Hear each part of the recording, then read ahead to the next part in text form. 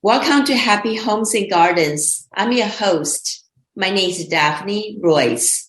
I'm a real estate broker, architecture, and interior designer. Yoga and Vastu are sister sciences originated in Eastern South Asia and mainly in India. They have been around for thousands of years, but are still popular today. These sciences emphasize energies and happiness. What are the secrets behind these sciences? I'm excited to have Sumita on our show today, and she will explain how she practices these sciences in her daily life and some guidance for us. Welcome, Sumita. Hi, Daphne. Thanks for having me. I'm very excited to share the knowledge behind Vastu and its sister science, yoga. And there is another sister science I'd like to introduce to your audience, which is called Ayurveda, because it is really the combination of these three that enhances energy in a dwelling. It could be in your home or workspace. And so I will talk about each of these in turn and give you hopefully a broad enough understanding of how we can energize with these three ancient sciences. Of course. Would you mind tell us a little bit about you and your business? Yes. Well, I'm the founder of Omni Wellness, which is an online well-being platform. And it is a new business, even though I have been working in this field for the last 25 years.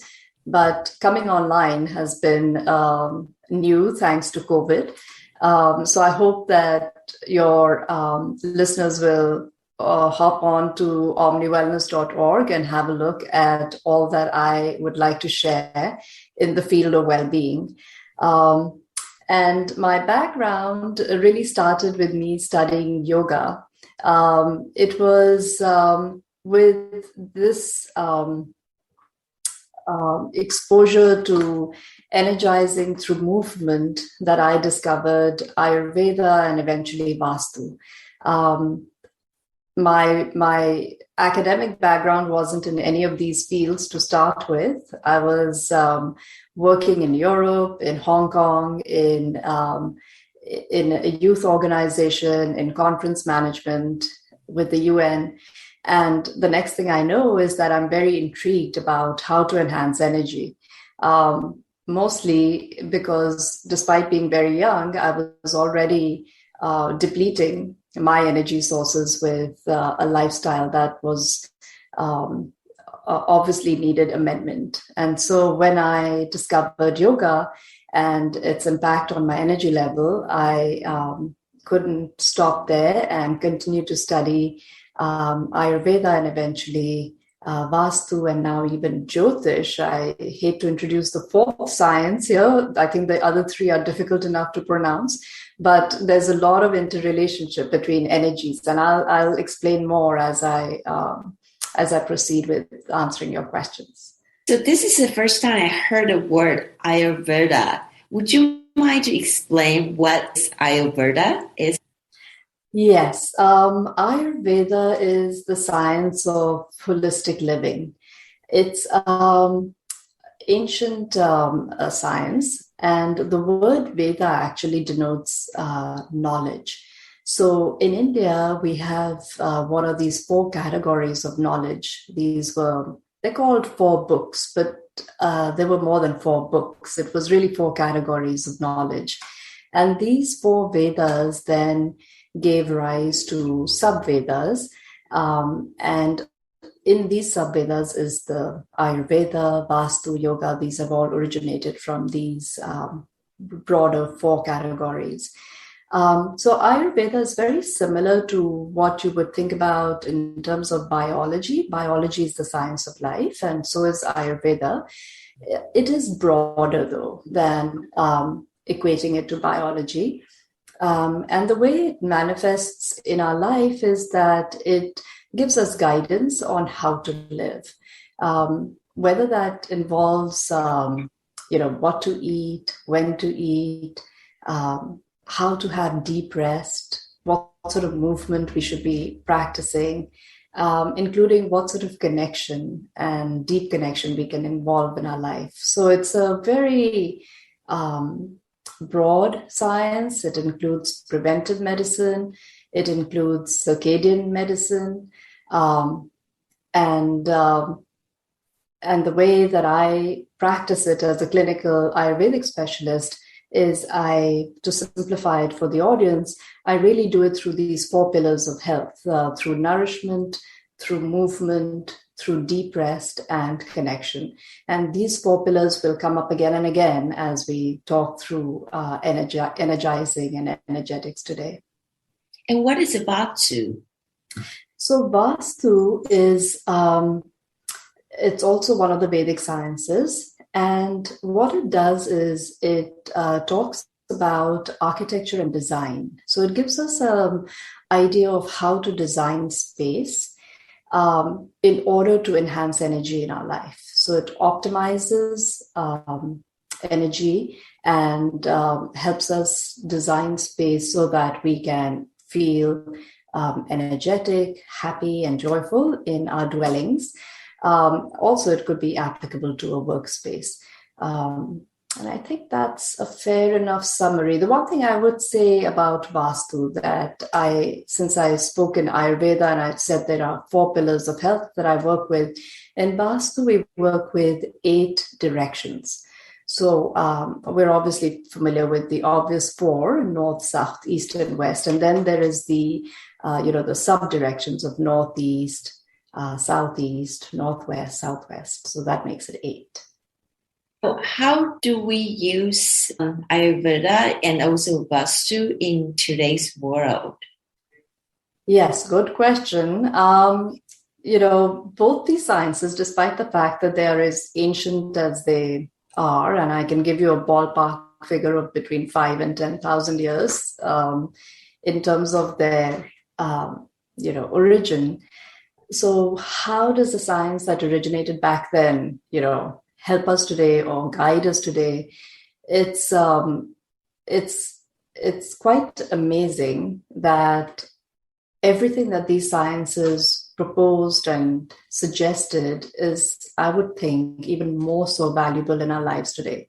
And the reason I say that is because these sciences are giving us guidance on how to live in harmony with nature. That's what comes from Vastu as well as Ayurveda. They teach us how to live in harmony with nature. And if you think about where we are today with climate change, with the environmental impact of, population rise and so on our planet, we couldn't have a better resource than some of this ancient guidance. And it gives us this guidance in a very organic and simple way, very logical, intuitive. So when you read these sciences and you familiarize yourself with them, you realize that it's so simple to follow their recommendations. It doesn't take any money or, big shifts in the way we are living. It's just little small tips. And if we were to adapt to this way of life, we will realize just how relevant they can be in our day-to-day life. And that's as far as the environmental impact and so on. But there is this other aspect of life today. It's very busy. We are all depleted. In general, the way I understand based on what my clients present with, the type of symptoms, I've been able to say that pretty much everyone is looking either to enhance energy in their life, or they're looking to reduce stress, or they're looking to discover peace. And, if we could just deliver these 3 things for people, it would be I think we would all have what we're looking for. And that's what these sciences provide. They give us energy, they give us, they reduce stress, and they help us discover peace. Yeah, it sounds like it will bring the sense of peacefulness to the life. You mentioned earlier about yoga. How would yoga and Vastu and Ayurveda can bring happiness? Yeah. Another good question. And it's a tough one to answer because having practiced all these sciences for so long, I can't imagine that there is any formula to this. But on hindsight, when I look back, I realize that there is a formula that works when we are following these sciences. And to put it simply, it's a two-step process. So the first way that these sciences bring happiness to us is it teaches us, first of all, what is happiness. There's a whole philosophy behind the science. And that philosophy suggests that happiness is out here for everyone to experience when we discover it within ourselves. But in order to find it in ourselves, we have to have, you can call it 4 steps, or you can call it certain values. And without these values, we are not likely to discover happiness in ourselves. So what are these 4 values that, I'd like to share these with you because they're so crucial to understanding how yoga, Ayurveda, Vastu bring happiness into our life. Because I can give you a lot of tips today about, where to position your room, what sort of colors to use in your house, how to use these 4 pillars of health, how to appease our 5 senses. But unless we're all on the same page about these 4 values that will support our happiness, we could just be, doing these little gimmicky things, but not really achieving the end result. So I would like to spend a moment just sharing what these 4 values are. So in order to be on the same page about, happiness, basically the Vedas, toward the end of these books of knowledge, they summarize in something called Vedanta. And Vedanta is a philosophy that says that the 4 values are, there is, first of all, the intention toward seeking happiness should be ethical. It should be an ethical intention and one that is purposeful. So when we have identified a purposeful and ethical intention toward happiness, we are all starting that process of seeking what is true happiness. Otherwise, we could be seeking happiness, which is temporary and will gratify for a few minutes, but will not last. So the first value is we need this intention of purposeful and ethical intention. And another value that is proposed is that we should have something called, I'm trying to translate from Sanskrit in my mind to English. So just going down the list, the second one is, artha, which is our economy or our financial means should allow us to look for happiness. So what they're saying is that it is almost a given that unless we are financially and economically secure, we're not going to be looking for happiness in a very meaningful way. So they're saying that you can't be looking for happiness but neglect your financial security and your economic security. So, be practical, take into account that you have a system set in place that allows you an income so that you have the basic requirement before you seek, happiness beyond your basics. So make sure you have food on your plate and, a house over your head, and then you can look for this happiness. And some of us are fortunate enough to have that. And so we start seeking happiness. But if you don't have that, it is understood that, you may not have the time and energy to be seeking happiness. You're just seeking that basic fulfillment. So that is just to acknowledge that we are fortunate to be having this discussion. And the third value that is proposed is of motivation, to have a motivation to seek this happiness and to do things in life, but to make sure that that motivation is not something that you're very attached to and something that doesn't become your sole expectation.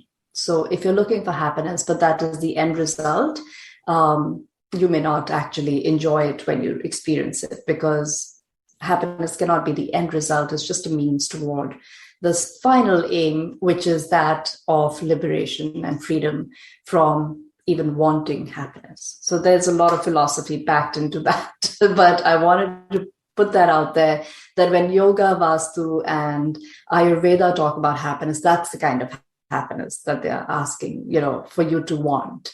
So when you start looking at life in this way and you say, okay, I want to be blissful, joyful, and happy, how can these sciences deliver to me what I'm looking for? Well, they can deliver this to you in a way that is just a tool. So, you'll have the Ayurveda says, here are your 4 pillars of health, and use them to achieve a sense of well-being, which will bring to you that sense of happiness. And yoga says, here's a series of exercises that you can practice that will help you, including meditation, breathing, asana, and these will help you, feel better physically, give you mental calm and serenity, and that will bring happiness to you. And finally, Vastu says that these are the 8 directions. Let's capitalize on their energy by placing you in, making sure that you're living in a space that capitalizes on the energy. There's no obstruction. And that will bring to you happiness. So we have to recognize that these 3 sciences are just tools. They're not going to deliver the ultimate happiness. We can just use them to bring ourselves closer to better our well-being, so that we can experience happiness in that true sense. So I hopefully answered that question, long-winded way, but that was just to give you an idea of the philosophy behind the practice. So it sounds like this science is actually cohesive, together. Exactly. Yes. Your question was, how do they come together? Yes. The sciences, when they come together, they feed off each other. So for Ayurveda, when I said it works through the 4 pillars of health, one of the pillars of health is movement, and all that movement is guided by yoga.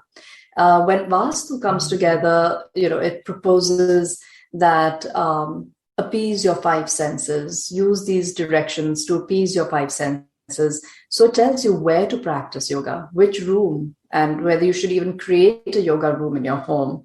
So its guidance is that typically the northeast part of your home is ideal for a yoga practice. And not just for yoga, it could be for meditation, it could be for a prayer room if you are a believer and you would like to pray to God. Those are all the areas of the house. The northeast area of the house is the best suited to create such a room.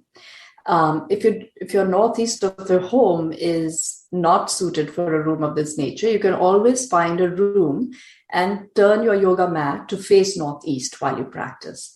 So this is how, there's some sort of guidance that comes from each of these that intermeshes.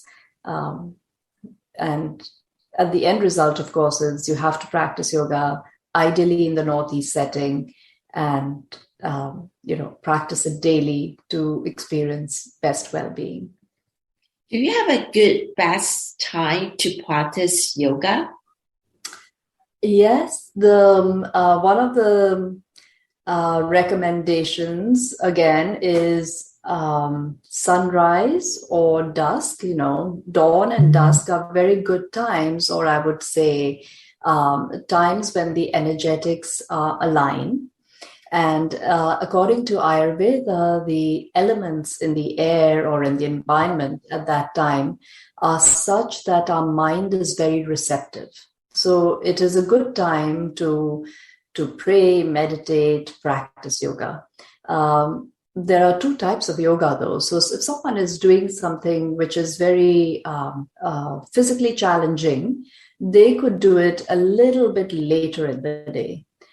So for them, like if someone has a physically challenging practice, the best time to practice would be when the sun is up in the 10 a.m. time frame. But for those who are, in the more meditative breathing realm of yoga, then dawn and dusk are good times. You mentioned about Vastu, and I understand there are different sciences throughout Asia. and feng shui probably best known. And they have elements like gold, wood, water, fire, and earth. Are they similar to Vastu? Feng Shui came a little bit after Vastu did, and the way I understand it is Vastu, was best used by people who were constructing a house or who were about to design a house. So when you're designing or constructing a house, you can say, yeah, the ideal location for this bedroom or for the kitchen is going to be in this particular direction. So it's very valuable at that stage. However, once the house is designed, and for a lot of modern day living, we tend to move into homes that were pre-built, that were designed and built by somebody else. And they may not have adhered to Vastu or any of these environmental harmonizing sciences. So what does one do in that case? Even though Vastu does have some recommendations that I'd love to share briefly through sharing a slide here with you. But before I do that, I'd like to say that a lot of people will tend to seek out Feng Shui at a time like that, because Feng Shui gives you more of a idea of where to place certain objects in your home. And even though the elements that Feng Shui and Vastu are working with are similar, they are typically Feng Shui is capitalizing on the air and water element. And it is seeking to energize the home dweller with their space. So they're trying to find the best match, and they do it with placing certain objects in rooms and spaces that will enhance the energy of the dweller. And Vastu would, instead of using placement of an object, would tell the dweller where to sleep or where to eat. So, telling the dweller which direction to use. So that they have a little bit of differences. It's just easier to use Vastu when you're designing a house, and it's easier to use Feng Shui once you've moved in, especially if someone else has designed your house. That's the way I would use those two sciences. Is Vastu actually work the same for everyone? Why don't I show the slide? I think that will explain this quite well. So let me pull this up. So just very quickly, the elements that you mentioned, since I have the slide open here, in Ayurveda, the 5 elements are ether, air, fire, water, and earth. And the slide is just giving us an idea of what happens when these elements combine, and once they combine, how they manifest. So this is the foundation of Vastu, of Ayurveda, and even of yoga, though yoga has some other elements in play, which are called, not necessarily elements, they're called gunas, and we will not talk about that today. But these elements are similar to the ones that you were mentioning, except they're used in a slightly different way in Vastu. So the other question you just posed, which will be best answered with this slide here. So in general, Vastu is suggesting that when we design our home, or once we're living in our home, this is something everybody can do, despite the fact that their room may not be in the right direction. But some of the things that we can all do is have a room that's airy, it's light, and it's decluttered. This is the general advice of both Feng Shui and Vastu. And I think most of us might have experimented with this at some point and noticed an enhancement in energy when we live in a space that's clean and airy, light, and decluttered. Another example I have of how Vastu works in general is a living space. So when we design our living space, and the reason I chose this picture is because it has certain colors that I'd like to speak to, and that is that ideally your main entrance, which is not pictured in this particular room, is in the northeast part of your home, and you want to avoid coloring or painting your front door black. Other than that, There are many other suggestions around the main door, but just so that we get an idea of what's good for everybody.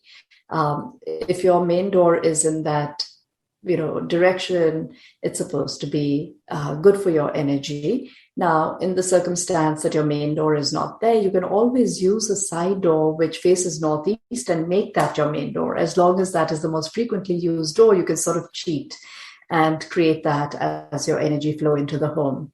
But regardless, these are good suggestions for everybody. I'd already mentioned you can designate a prayer or a meditation room which faces north, east, or northeast.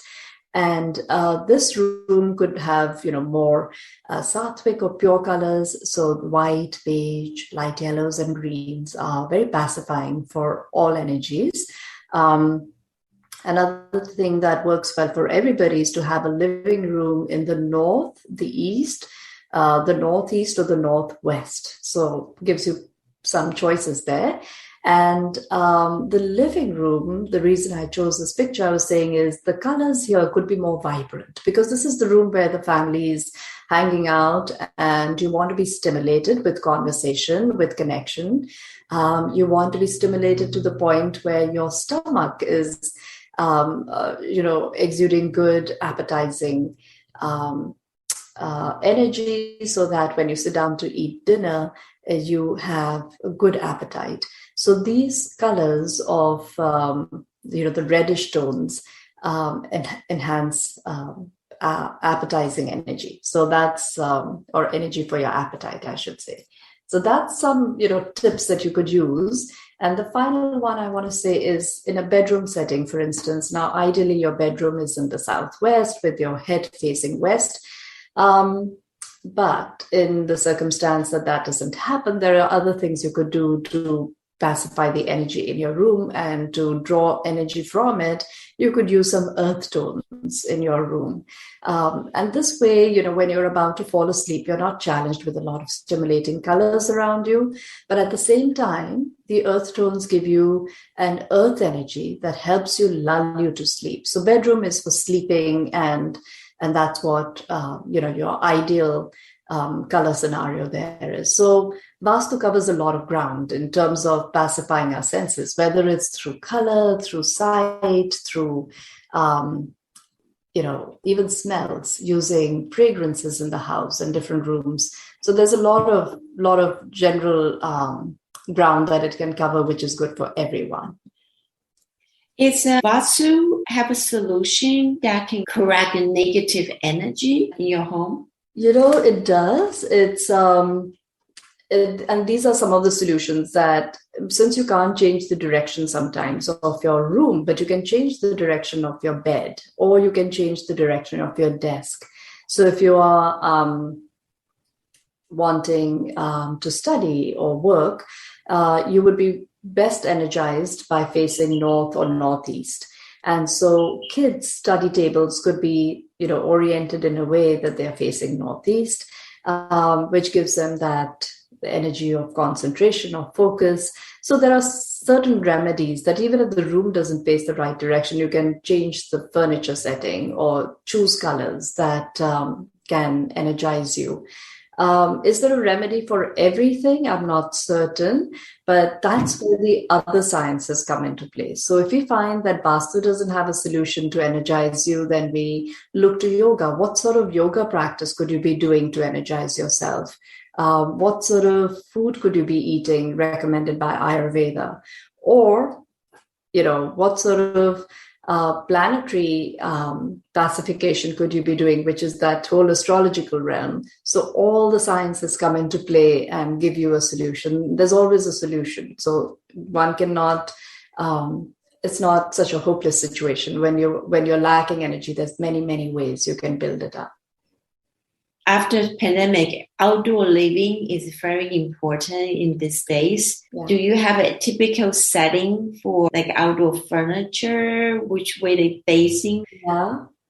Yeah. So imagine that if you're in the ideal scenario, if your house is facing northeast in the Western society, especially in America, our backyards tend to be behind the house. And so they would be in the southwest direction if the house is northeast, facing northeast, which means that it can be pretty warm at the back in the backyard, and most people will have a water element to cool their backyard, and that's a nice place to position something with water in your backyard. Vastu, though, used to suggest, and still does, that the ideal place for a family to congregate and have that sort of connection is actually in a courtyard. So the way that they felt like the heart of the house was in an open courtyard in the middle of the house. And so a lot of the old Indian homes were structured to have that setting. And weirdly enough, when we moved into our current home, we didn't have a courtyard, but it feels like one because our main home has a couple of other adjoining cottages in the back that create a cluster of buildings. So that is also a scenario that can be taken into account, that you don't look at your own home as a single unit, but you can count upon other homes providing energy around you. And so your backyard could be clustered with other homes, and you could consider yourself sitting in a courtyard.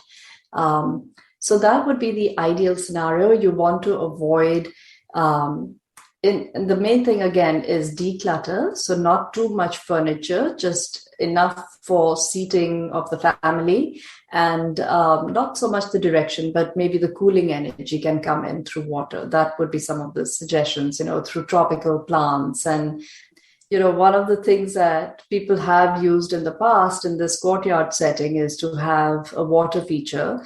But typically, and I'm thinking back to, the Indian garden may have had more tropical plants to offset the heat of a southwest facing backyard.